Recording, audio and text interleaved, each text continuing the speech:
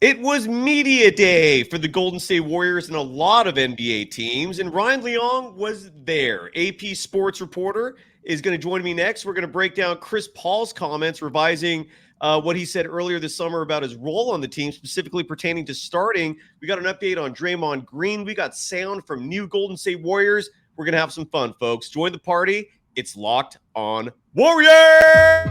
You are Locked On Warriors, your daily Golden State Warriors podcast. Part of the Locked On Podcast Network, your team every day.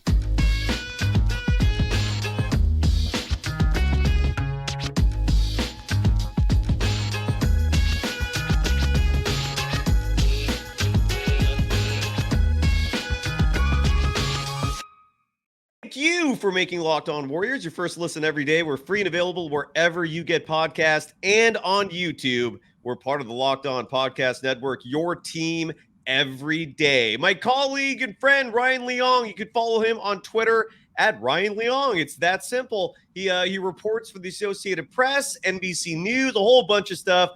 You were at the scene today. By the way, you can follow me, Cyrus Saatsaz, on Threads at DogWild. I refuse to support Elon Musk. Threads is a cool platform. When Waj is dropping bombs on the platform, you know it's going in the right direction. So I love it there. Follow me there at DogWild. We're live tonight. What's up, everyone, except all you impatient Fs who are hating on us because we started 15 minutes late. Other than you folks, hello to everyone and hello to Ryan. Ryan, how was Media Day, man, and how are you doing? Good to see you, brother. Hey, good seeing you too. Thanks, Cyrus. Yeah, Media Day was all right. I was expecting it to be a little bit more than it was. I think it's just because the one thing that's constant is change, and I just think the Warriors are a little more insular than how they've been in the past. And we talked about this just before the show started. You know, maybe things keep leaking out, but maybe they're not leaking out by the media. But it's caused the Warriors to be more cloak and dagger about things. So, you know, they as you probably know, maybe the viewers do too. The Warriors do a thing now where they put everybody in the media room one by one, okay? And so each person comes in, gets their, 10 minutes, maybe 15 if it's someone like Draymond Green or Steph Curry, and they answer questions from the media. Now, outside of that, the players are doing all their different promotions for the year. This is where you see the commercials that end up on NBC Sports Bay Area during the season. They do things for 95.7, their own in-house stuff that you see during the game on the scoreboard. So all these things happen on one day, and all the players are in uniform. Now, you were there last year with me, Cyrus, and we saw some of the stuff happening behind the scenes. Now, this year, the Warriors closed off a lot of stuff. I didn't see a lot of the stuff this year. I didn't try to go behind the curtain because I'd probably get shooed away by some staffer. And one of the things I saw was the players doing their own, sketches of themselves, self-portrait. And at one point, maybe because some other media I know, some of my colleagues in the Chinese media were shooting some video on their iPhones, they started putting curtains up and blocking us off. So that kind of stuff. But, hey, when you're a guest, and that's funny, they call it Media Day. They should call it Rights Holder Day. It doesn't sound quite as, it doesn't sound quite as cool as Media Day. But in all honesty, it's a Rights Holder Day. It's really good for 95.7, and it's really good for NBC Sports Bay Area and for the Warriors' own production companies. Outside of that, you're kind of SOL if you're one of the other, organizations or outlets. Well, and Media Day is a spectacle. I wanted to come today, and my apologies again to the organization. I already let them know, my bad. I just couldn't make it. I wanted to, but a lot of it is just show. It's for show. A lot of it is the team getting the players in uniform, reading scripts. A lot of the stuff, for example, that let's say you're a fan and you're at the arena, right? And it's March of 2024, and you're looking at the screen, and suddenly you see Moses Moody and Jonathan Kaminga playing some funny trivia game with each other, right? That stuff's recorded today on Media Day. That's what a lot of today is for. But it's also obviously supposed to be very open to the media to ask questions. Now, granted, the players were rolling one by one into the interview room to address, folks like yourself who were there asking questions. And I want to get started with that because some of the players said some interesting things. Some of the players we've never heard from before. I loved the first introduction to Dario Šarić, for example.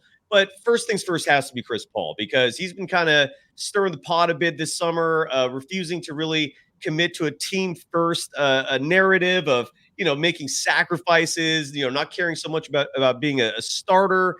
Well, he does care, and he's been very confrontational about it. He has not just kind of played along and said the right things, and it's drummed up a lot of consternation from Dub Nation. So of course he was going to be asked about this today, and this time he was clearly prepared, and this time I think he was much more of a team player because he said the right things, in my humble opinion. Here is Chris Paul, courtesy of NBC Sports Bay Area and their Twitter account. Thanks for, as always, to you folks for doing the tremendous editing with these clips. Here is Chris Paul discussing his role with the Golden State Warriors this year. You obviously, I assume, probably know that the starting lineup question is coming. No. What is, I guess, how much does that matter to you? For me, I actually had an opportunity in 2008 to come off the bench for the Olympic team. You know what I mean? And that went pretty well. And I think anybody who knows me knows that I'm all about winning. You know what I mean? Whatever I can do to help our team win. So I know coaching us, we're going to talk about it and see what it looks like. We've been hooping all summer. And I think, for the season, it's going to be whatever to help our team win. And I think I've at least tried to show or proven that my entire career. So, yeah. Well, except for this last summer, where you were not saying the right things. But Ryan, it looks like he's buying in more. This time he's saying the right things. Again, it would be absolutely, in my humble opinion, but I think it's the opinion of a lot of people, maybe the vast majority, who thinks it would be pretty asinine to make Chris Paul a starter on this particular roster. I feel like he said the right things there. What are your thoughts on Chris Paul's comments today? No, I think he's definitely much more. I don't know if I want to use the word contrite, but he seems like he's definitely much more on board with what's going on. Yeah. He was asked other questions later, most notably what it was like the first time he put on a Warriors uniform. And he said that how, I guess he had something with his family chat, and he said he couldn't, even his family members were like, I don't know, man, we're not used to this yet. But I'm also looking at the comments on social media. I've seen people post on Instagram. A lot of Warriors fans are like, they're kind of 50-50 right now. They're not hating on Chris Paul, but they're just not they're not used to seeing him. Look at this comment right here from Gilbert Arbalo, who writes, Paul comes off like the most entitled non-champion, and I'm a Suns fan. Hope he accepts the role that the powers that be gives him. There you go. There's one example. Yeah, that's a good way of putting it. I agree with that comment. I will say this. He definitely seemed much more cooperative than I've seen him over the years. He's always been somewhat aloof. I wouldn't say arrogant, but just kind of aloof, a little stubborn. And he's always been a little combative, even possibly, is a good way to put it. And he was much more like agreeable to things than I've ever seen him before. So maybe all the time he spent with the Warriors is already kind of permeating and sort of like changing his mindset. One of the things he talked about too is he also talked about how much he envied the fact that he's played for so many teams and he's never played for just one team. And he talked about how he was hoping he'd play his entire career with the Hornets, which of course, he was there so long ago. Unless you're a real big fan of the NBA, you might forget that he played for the Hornets, right? And I think, are you there, Cyrus? Oh my God, I was muted. I did not even press the mute button there. Damn it! I was just adding to that, saying I believe the former number 3 pick for the Charlotte Hornets, Chris Paul, right, way back when. The dude's like super old, like a lot of Warriors now. No, you're absolutely right, man. That was a long ass time ago. And Douglas Mikes, I agree with these sentiments as well. As a fellow 49ers fan, Ryan, I'm guessing you are as well. Yeah. We all hated Richard Sherman. Suddenly he joins the team. We kind of, accepted him very quickly. And I think the same will happen with Chris Paul this season. Unless, I also think this real quick. Yeah. I was going to say, it reminds me a little bit of the KD vibes, but the difference is Durant came to the Warriors at a time where he's peaking in his career, whereas Chris Paul is definitely on the downside of his career. I mean, he's got some years left, but let's be honest. Come on, he's got the light at the end of the tunnel in the rearview mirror, so he knows what's coming. And I think he realizes at his age, even with his skill set, he better kind of like figure out a way to get along with his teammates because he's in a very good situation. So maybe he didn't want to come to the Warriors, but he's obviously in a place where he can win here, and he should adopt the role that he's been given. And I think it finally kind of dawned on him that you know what, I better make the best of this.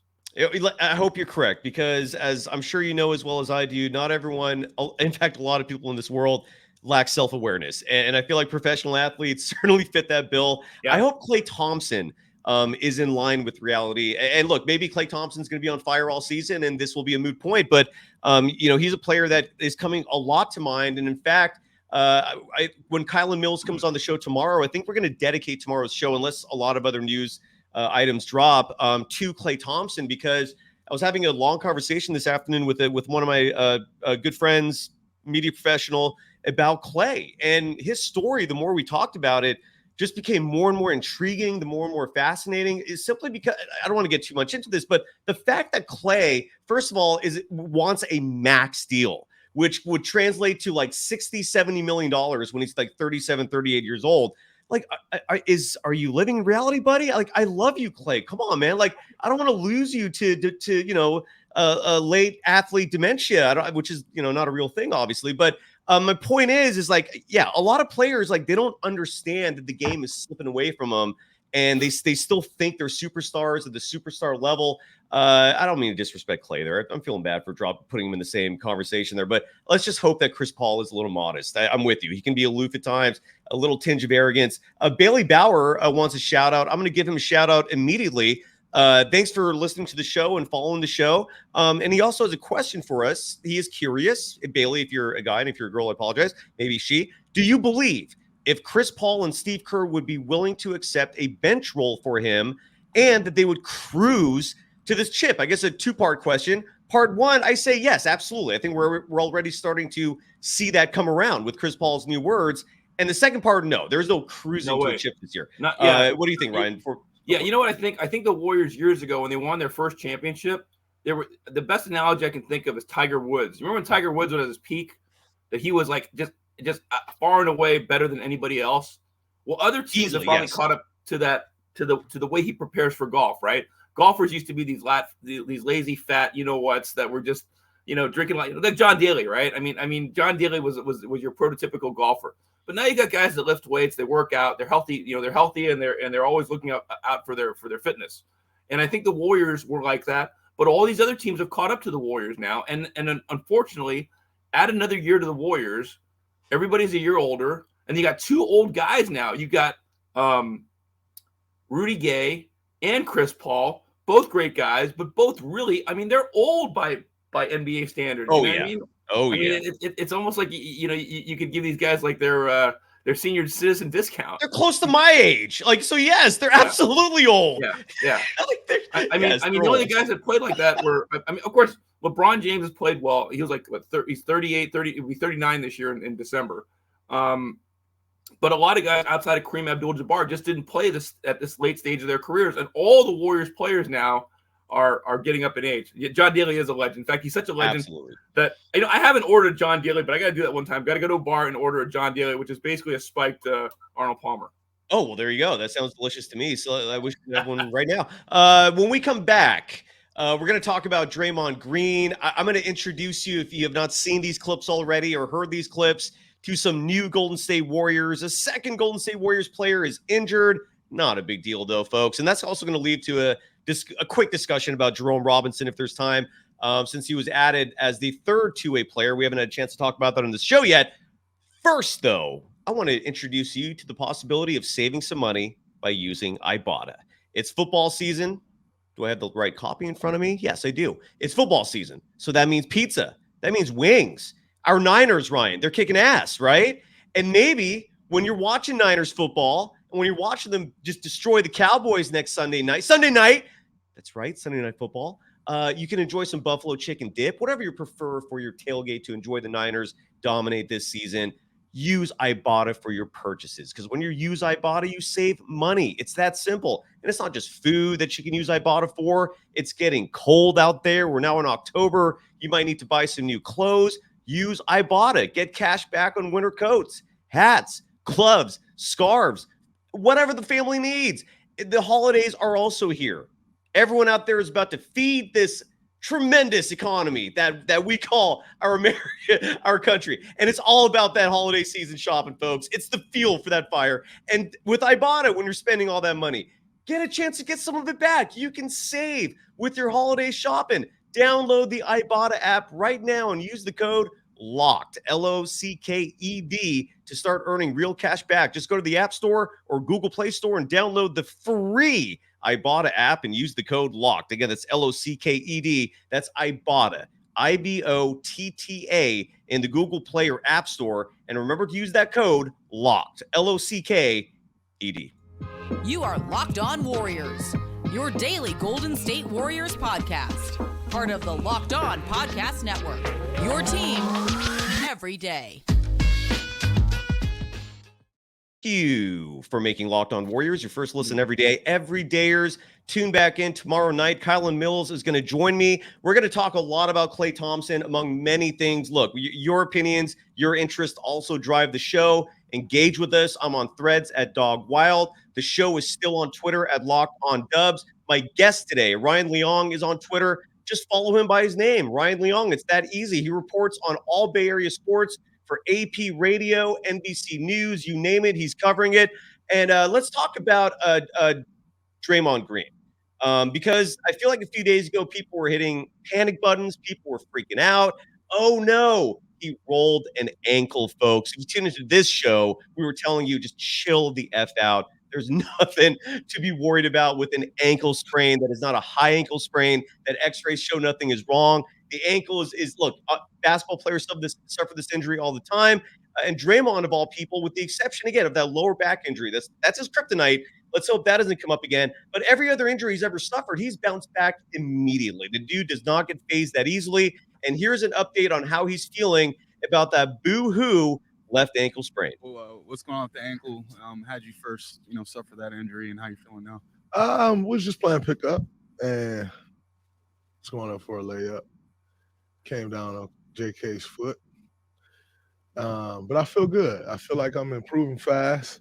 I'm a pretty fast healer, so I feel like I'm improving fast, and it's good.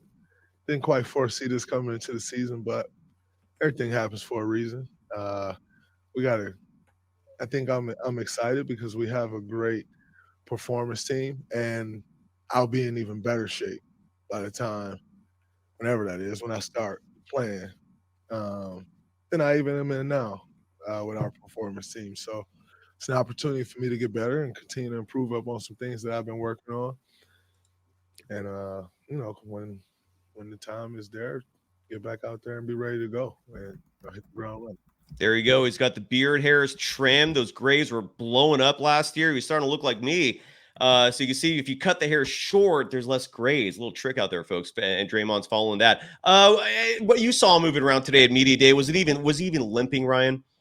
No, he wasn't. In fact, I was sitting near Anthony Slater, who writes for The Athletic, and he actually tweeted video of, which I didn't even think of until but he did. It was brilliant. As Draymond's walking up to the podium, he videoed all that to prove, okay, he's not walking with a limp, he's not walking with any kind of crutches or whatever, and he walked up and just sat down. So nice, clever move on his part. Good, obviously good reporter. He definitely pays attention to the little details. So I will say I didn't have a chance to sit in on everybody's media session today, but I did sit on all of Draymond, all of Chris Paul, I think most of Steph, all of Klay Thompson.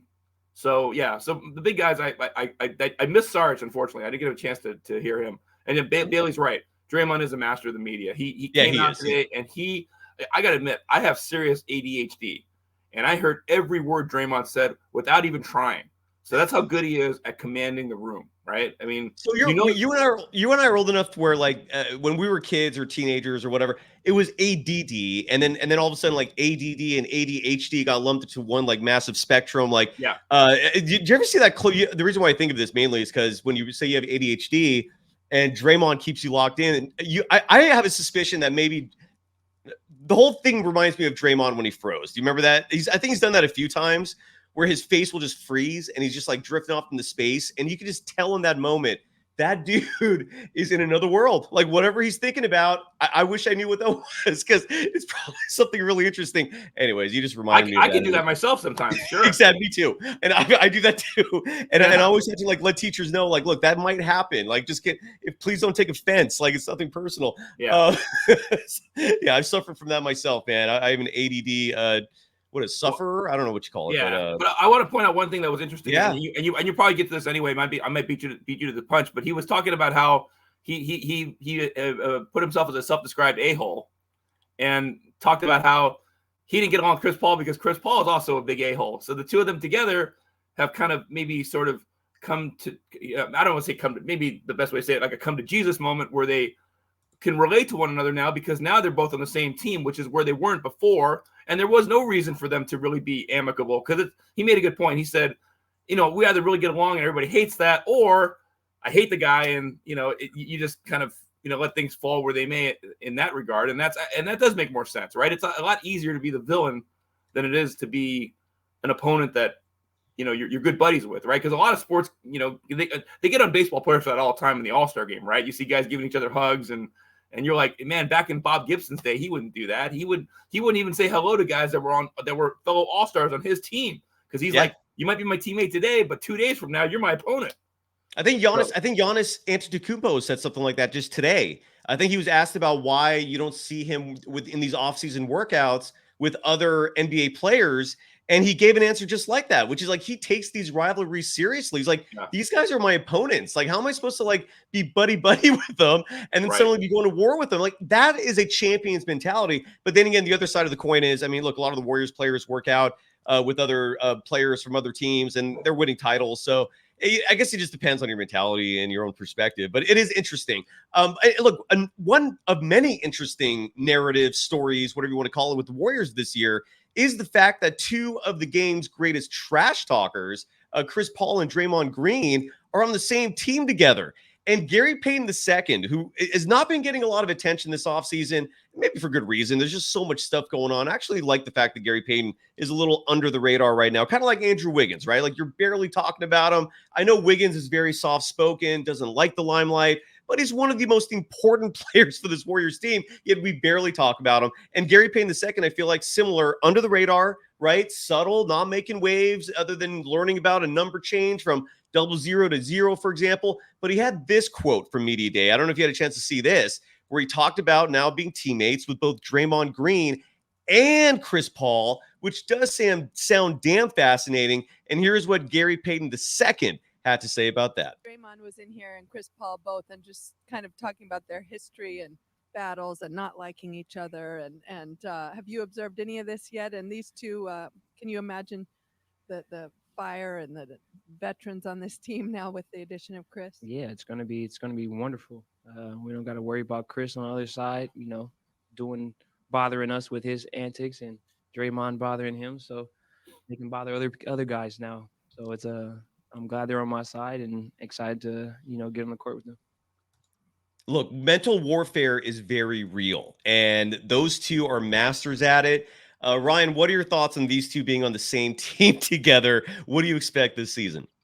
Well, I mean, unless they get into their own, possible skirmish, and you got Draymond Green going at it like he did with Jordan Poole, I think it'll be great. But you got so many egos that are on this team, and that's the thing. Can they find a way to play together? Now, this predates both of us, but the Oakland A's back in the early 70s found ways to win 3 consecutive world championships, and these guys, were fighting each other.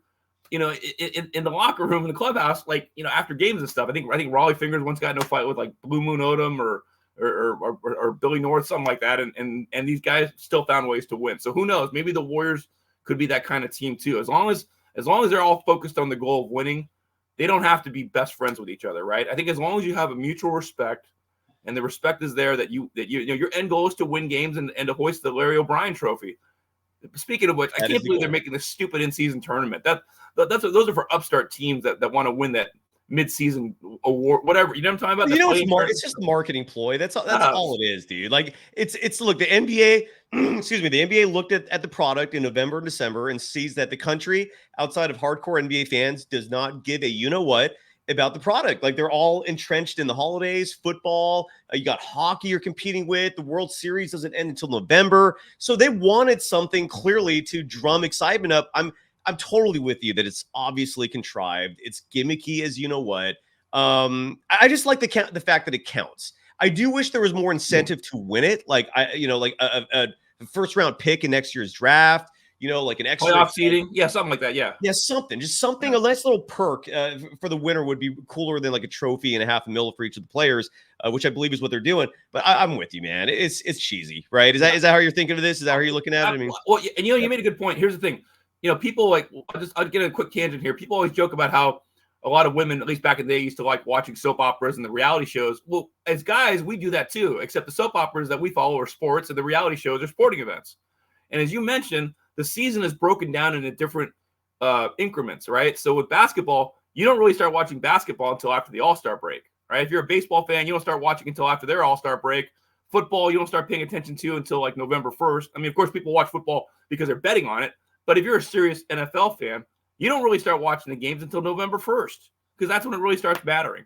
Right. So every sport has their moment of when you want to start following their sport. And you're right, basketball doesn't really kick in until like, I would say, what February, I guess, right? Well, Christmas Day is like the unofficial opening start. Yeah. But exactly. Yeah. So that's how I see that. But real quickly though, and Val, I'm going to answer your question in a moment. Ryan and I both will. But before we leave off the topic of Chris Paul, I'm really glad someone asked Chris about this. And that is Jonathan Kaminga, because, Chris Paul was a part of Lob City, and people have been asking and complaining a little bit, like who's Chris Paul going to be lobbing the ball to? That's one of his many skill sets is putting the ball where it needs to go for other players to create a highlight reel. And so someone asked Chris Paul about Jonathan Kaminga and his opinion on the young, bright, still 20-year-old. I think he turns 21 this month. So we can finally just buy alcohol among a few additional perks. So here was Chris Paul talking about his new teammate, Jonathan Kaminga. A few people have specifically mentioned Kaminga as a guy they think you can help. I'm just curious your thoughts on his game and his talent, and where basketball wise you think you might be able to help when you're in lineups with him. JK can hoop, man. We done had some great moments and pick up and all that stuff, but I'm gonna tell you straight up, I'm a hooper. Like, of course I may be able to help JK, but everybody, you know what I mean, on the team, and I feel like those guys gonna be able to help me. So I'm gonna tell you, I'm not like a guy who's coming in like, oh, this is just my focus. Like, I'm here to hoop and to play, and that's the way I am. That's the way I've always been, and that's not changing. He did kind of turn that into himself, but he did say some. That was a weird one, but he did say some nice things about Jonathan Kaminga nonetheless. And I'm looking forward to seeing that connection. Any thoughts from you on Jonathan Kaminga's offseason? I mean, he is a player to look out for. I mean, it's intriguing. What are your thoughts on Kaminga and Chris Paul's comments right there? Yeah, well, I mean, I think for Kaminga, yeah, hopefully this is a year where he's going to come into his own, because I think he was pretty underutilized last year, and he was certainly not very happy about his lack of playing time, or whatever playing time he did have. And again, yeah, with Chris Paul being a facilitator of the basketball and being another point guard, yeah, how well is he going to find him and distribute the ball to him? And like he says he can hoop. So, I think that this is going to be the real intriguing part of this Warriors team is seeing how Chris Paul and all his years of veteran play is going to mesh with a new roster for him and a new organization. Because again, I think a lot of people just don't really know what he can do. Because I think in this case also, he's not the guy that's really looked upon as to be the guy. I think almost anytime Chris Paul has been with a team, most recently with the Suns, he was still looked upon almost like a Steph Curry. And now, in a way, he's not really needed in that role. As long as he can do what he's capable of, and not even at 100%, let's just say it's like 80% Chris Paul, I think the Warriors should do fine. They really don't need him to try to be Moses and part the Red Sea, Well, here is we finally got introduced to the tallest Warriors player, if I'm correct, and that is 6'10" Dario Šarić. A friendly reminder, folks, and I'm still hearing a lot of people mispronounce his last name. You actually do enunciate the start of his last name with an SH sound, so it's Šarić. But Dario Šarić, 6'10", Rayvon adding to that in the chat. I believe the tallest player in the Golden State Warriors. We finally were introduced to him today. And he was asked whether or not he is happy to be a member of the Golden State Warriors. In case you folks forgot, it took about 2 weeks between the initial reports and speculation coming out that the Warriors were targeting him, that Šarić was likely going to be a member of the Warriors. And then some time elapsed, and a lot of people started freaking out because they were wondering what's going on, whether he was trying to get some more money maybe. Ultimately, he ends up with the Warriors. Happy ending in that regard. And here's Dario Šarić talking about that and being a member of the Golden State Warriors. Did you want to be a part of this franchise as much as fans seemingly want you to be? Yeah, I wanted to be. I'm happy I'm here. Obviously, I didn't sign the first day of free agency, but I signed the 5th day of free agency. So I'm happy to be here. I looked a little bit in those couple of days. I looked a little bit at videos of Warriors, how they run the stuff. A little bit more kind of like to see how I can fit there, and obviously I think I can. So I'm really like happy to be here. Like fans, like happy. I hope I will prove to fans I deserve to be part of this team, and I hope we're gonna have a like great season. What a so Richard Sarpong saying that was a great question. I believe that was Anthony Slater asking that. Ryan, you correct me if I'm wrong on that. You're familiar with these voices better than me. Great question though, and I actually love the fact that Šarić was very transparent and open in answering that. Like the reason why it took so long was because he was studying Warriors tape to determine if he was going to be a good fit. Your reaction to Šarić's first press conference with the Warriors? Yeah, I actually didn't have a chance to listen into him today. I think at that point I might have been wandering around seeing what was going on with the other, stations, as I mentioned on media day with the players and their various responsibilities. I'll say this: a lot of people say that they wanted him to be interviewed longer because he gave such candid answers that you don't normally hear. Yeah, it sounds like he would be a really great team player, and again, that's what you want on the Warriors. I mean, when you're surrounded by such a great group of guys, as far as like the talent level is concerned. I mean, a guy like Dario Saric will be like another piece in a chess game. He could really provide a certain spark for the team, and the fact that he was so dedicated to like put some homework into it and decide what can I bring to the table. That just goes to show you that he is a team player. He's not selfish, and he just wants to he wants to get that trophy as badly as a lot of the other guys. Absolutely, man. I Dario Šarić to me was. Him and Trace Jackson Davis were the two biggest positives this offseason. Chris Paul still remains, in my humble opinion, an uncertainty. Might end up being a fantastic pickup. We'll find out. I'm just not sold at all yet. I need to see this product on the court before I have any kind of opinion about the Chris Paul aspect of it. Ryan, the Warriors still have not filled that 14th roster spot. Rudy Gay and Rodney McGruder, I feel like, are the two front runners for that final opening. Rudy Gay was saying in his press conference interview session that he had a few other teams he could have signed with, but that he picked the Warriors because, and I'm totally paraphrasing what he said, but that he picked the Warriors because of fit. Now, look, the Warriors haven't offered him anything yet, guaranteed, so he might not even make the roster. But what do you think they're going to do? Do you have any inclinations, any opinions on what the Warriors might end up doing with that 14th and maybe 15th roster spot? I don't know for sure. I just know that, Rudy Gay obviously is a guy who is a former big as far as like, being successful. But I mean, he's definitely in his older years now, and he just hasn't been the same impact guy that he was, even a few years ago. And I think he played for the Sacramento Kings like more recently than not. So, I mean, I think if nothing else, he's another guy that's going to be there just really for his experience level, because again, he really is kind of not done that much in the last 2 years he's played for Utah, but he scored under double digits. And, I don't know. I see him as like the Andre Iguodala of this team if he makes the roster. Would you say that's a fair comparison?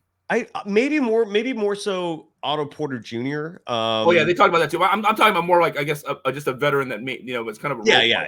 Well, I mean, Iguodala I mean, part of me, here's what I'm hoping is that the Warriors. There's a player out there that the Warriors really want. This is my hope.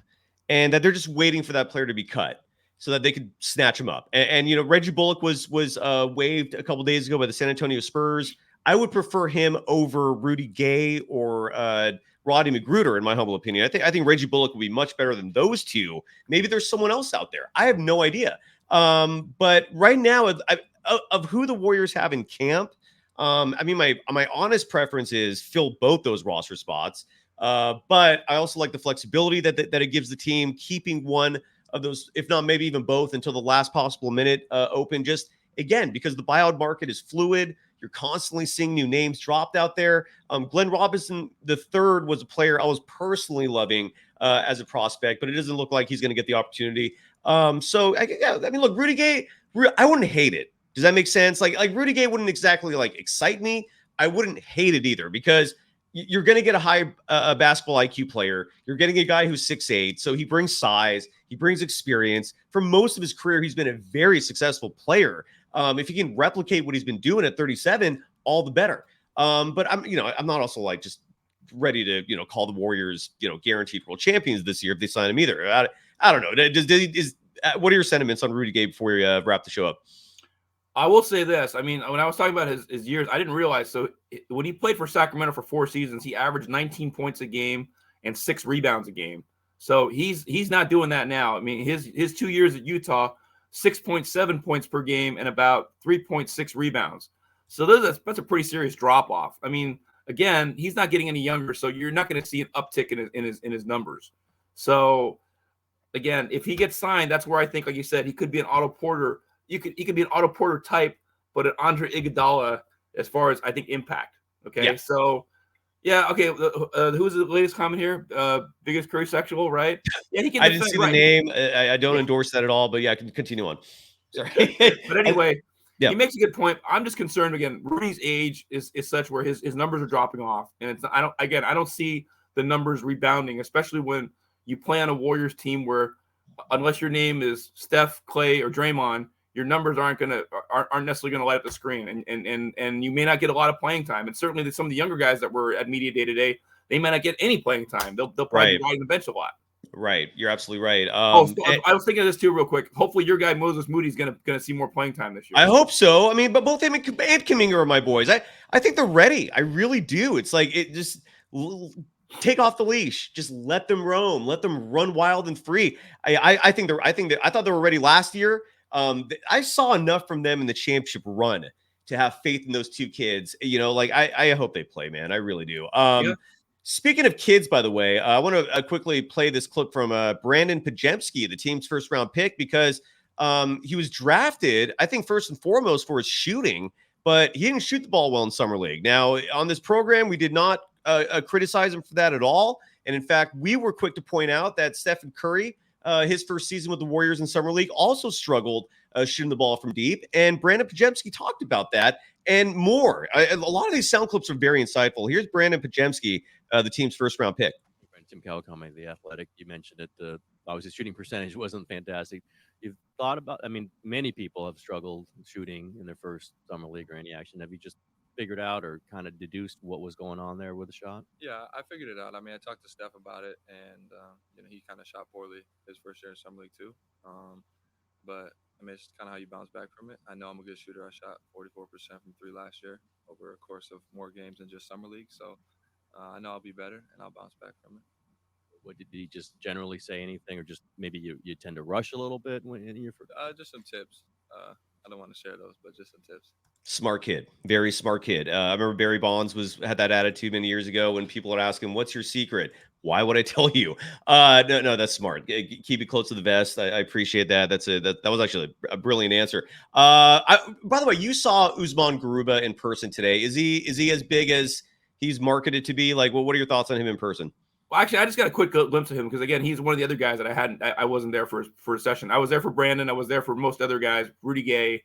The guys I actually did miss were Saric, the new guy you mentioned, and a few others. The new guy you met, Usman Garuba? Yeah, Usman, yeah. Yeah. I'll get used to his name later. I did mention this. I asked Rudy Gay, when he was doing his presser about, because I think the Warriors they have a pretty big revamped roster for the most part. Yes, they do. Yes, it's they made a lot of changes. Yes, they did. Kind of wouldn't, when you think of, it's just more than just Chris Paul. When you think of all the guys that they have, this is quite a different team than last year. Absolutely right, man. No, I'm 100% with you. And again, just to finish up, Corey Joseph, this was fairly late breaking news, announced, or the Warriors announced, and I don't know if Anthony Slater maybe reported this first, that he's dealing with a lower back lumbar strain, and he's going to be reevaluated in 2 weeks. No big deal. And look, he's the third string point guard. The Warriors also added Jerome Robinson as their third two-way player. Again, that's another decision I would not look that much into. He might get some playing time now, especially with Corey Joseph out, but it's the third two-way deal, third two-way spot. That is fluid as well. That could change at any point. It almost sounded like the Warriors were caught off guard a little bit because according to the report I read, if teams didn't fill that third two-way spot, they couldn't maximize their training camp roster to 21. And so I think the Warriors just had to sign someone really fast, and they went with the guy they knew best, if I'm making sense. One last thing before we go. We're running late here. Apologize to the folks of the network. I just want to quickly mention that Stephen Curry, might as well play this. I'm running late. Let's finish up real fast. Stephen Curry was asked about the Olympics, and one by one, the dominoes are falling in terms of superstar players who are committing.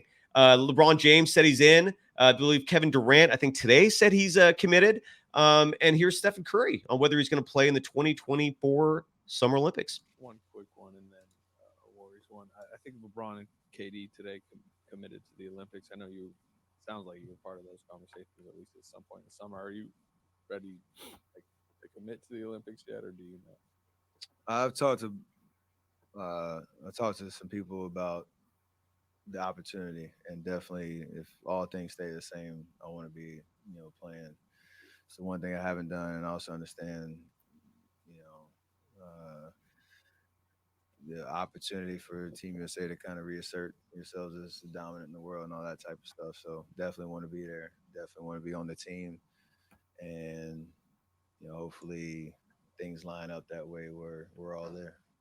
Let's hope. That would be really exciting to see. Let's answer. I have a few chats that I saved for the end of the show. Bailey Bauer, thank you for the love. Anytime you show us this amount of love, I'm obviously going to take it and highlight it because, I'm a human being and this is the shallow aspect of me. So thank you very much. Kylan Mills will be joining me tomorrow. I think a lot of the focus will be on Klay Thompson. He said some fantastic things today, and he could be a huge difference for the Golden State Warriors in their pursuit of a 5th world championship in 10 years, which leads to Val Ramos writing, do you believe this is a championship team? Ryan, I'll ask you that first. Do you think this is a championship team?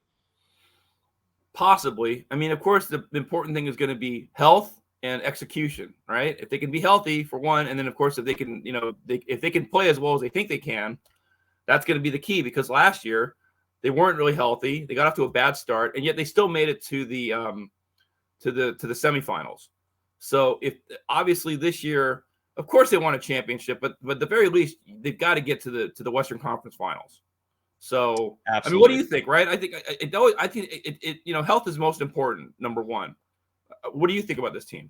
Well, the health thing, without question, you're absolutely right. And given they're an older team, that's a huge concern. I do think this is a championship team.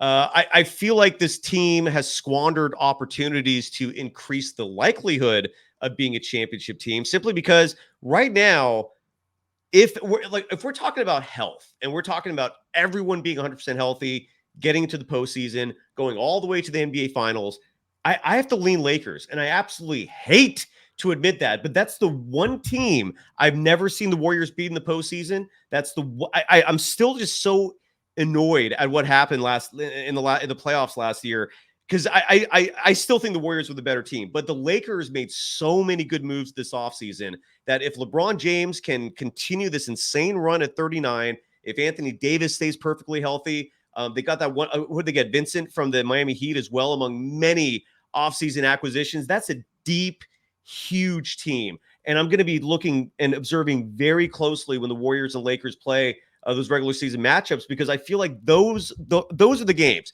even more so than the Nuggets. The Nuggets, in a weird way, look like repeating as a world champion is very difficult for a lot of reasons. I know that they lost one key player, and that was Bruce Brown. And look, Bruce Brown was fantastic. So sometimes one player can make that much of a difference. I don't know if that's going to be the reason that the Nuggets don't repeat as much as the lack of hunger. And what I mean by that is, like, a lot of teams, when they win a chip, they just don't have that same appetite the next year to repeat. You also have a whole summer where you're raging and partying. You feel content. You feel happy. And even though they have Nikola Jokic, they also have a team that may not have the same motivation this year to carry them over the finish line. Like the Warriors this offseason have been hungry, man. They're working out together. I mean, they're committing the time and energy to stay in shape so that you're not coming into training camp unprepared. They're committed, they're locked, and they're loaded. I don't know if you could say the same thing about the Denver Nuggets. I'm not saying for fact, but that's where I'm kind of like not overly sweating about the Nuggets, I guess, is my rationale. The Lakers freak me out. I really look. They play their first preseason game, I believe, this Friday. That's not going to mean much, but when those regular season games happen, I'm keenly observing because they freak me out. If you're looking at a Warriors team 100% healthy, you're looking at a Lakers team 100% healthy, where everyone is just at full strength. They concern the you know what out of me. They really do. But with that said, I also am very confident in this Warriors team. I do think they're a top 5 worthy team right now. I really do. They got a lot better than they did a year ago. And a year ago, they pushed this Lakers team to 6 games before they lost. And I feel like if Kerr had actually played the right players, they would have won that series. I'm gonna get frustrated if I go down that road. My point is, yes, I do think they're a championship team. I don't feel I don't have the same confidence I did 2 years ago when I was boasting proudly in August that the Warriors were going to win the 2022 World Championship. I don't have that same confidence because I do still feel they're a player short to make life easier for the superstars of this team, and specifically with size, with the down low presence to give you easy baskets, to prevent second chance opportunities for other teams by preventing offensive rebounds, grabbing those defensive boards, playing defense on other bigs, to give Draymond some rest, to give other players like Dario Šarić, who's almost 30, some rest. So, I think they can win a championship, and I'm feeling good about it. But I would have felt better if they had added 1 or 2 more pieces. And I hope that answers that question clearly. Ryan, any response from you? Well, no, I'm just curious what you might think of how the Bucks might do this year now that they've got Damian Lillard to play with Giannis. I've said on the show, and I'm probably in the minority, a lot of people will disagree with me, and maybe rightfully so. I mean, this is all conjecture from all parties. This is strictly just my opinion, but I think they sacrificed too much. I love that trade for 2 reasons. One, I feel like it weakened the Milwaukee Bucks because even though you add Dame Lillard, megastar, you sacrifice defense, you sacrifice championship depth, and I don't think they're as good. I really don't. I think the Celtics are hands down the favorites in the East with that Drew Holiday trade. I think they are absolutely the team to beat. They got depth. I don't see them having any weaknesses. They signed Wenny and Gabriel, another player I thought the Warriors could have added. I mean, that dude is an athletic freak at 7 feet. I completely forgot even he was out there, and the Celtics just pounced on him to replace Time Lord. So the Celtics, to me, are the team to beat in the Eastern Conference. And in the West, to me, it's like between Warriors, Lakers, Nuggets. I feel like people are totally shooting down the Clippers. If they're fully healthy, they're lethal as well. I actually think that Dame trade weakened the Suns. Losing DeAndre Ayton, I don't know what the hell the Phoenix Suns were thinking. You replace DeAndre Ayton with Nurkic, who's always hurt, and he's a traffic cone on defense. Grayson Allen, who a lot of people are hyping up, that dude does not show up in the playoffs at all. He's a ghost. He just goes bye-bye, poof. So I don't know what the Suns are doing, but that was hugely beneficial for the Golden State Warriors because I feel like it just took out one of their main obstacles to win a championship this year. So that's my thoughts on it. What do you think? No, I mean, I trust what you're saying more because I haven't really followed the league as carefully as I should just because I'm covering all the sports. So I'm going to find myself learning more and more about these other teams as we get closer to opening night. Yeah, we'll find out. Exactly. So we'll see. We have went a long time tonight. Ryan, I can't thank you enough for going on this journey with me tonight on a Monday to start the week. Tomorrow, Kylan Mills is going to join the program.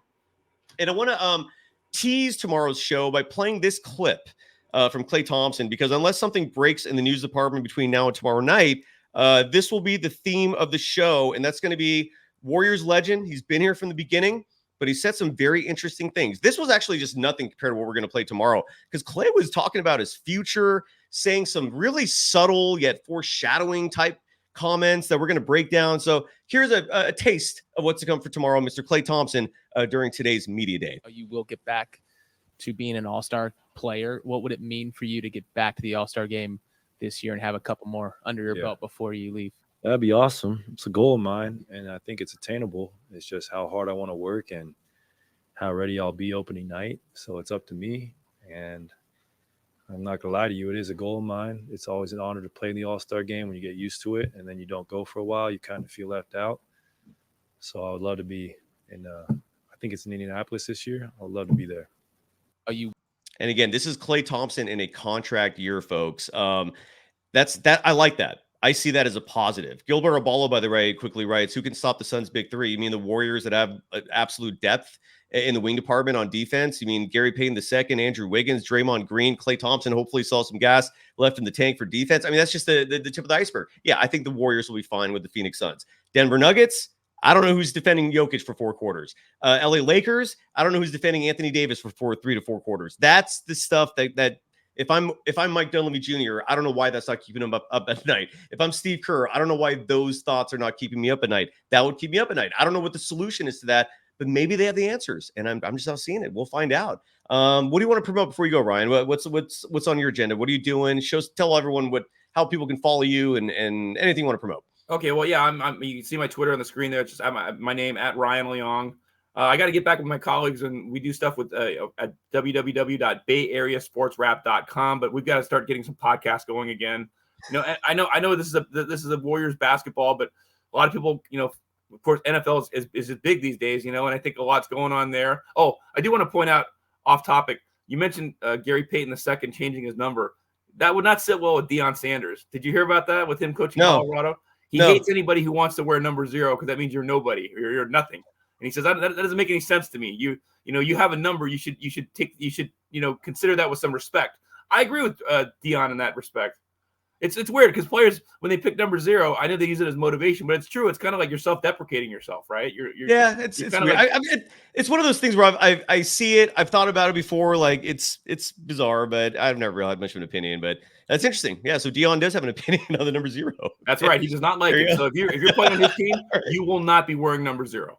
All right, it sounds good. Ryan Leong, again, and you're all over the place. You've been doing this forever, man. Like when I was an intern back in 2000, there you were, I think like a year or two ahead of me with the great Bruce McGowan, mentoring you and us. What's Brucey doing? Have you talked to him? I gotta track him down, man. He just comes to an occasional Giants game here and there. I know he's helped take care of his wife, and I think his daughter now is like going to be either she's not already a senior in high school, she soon will be.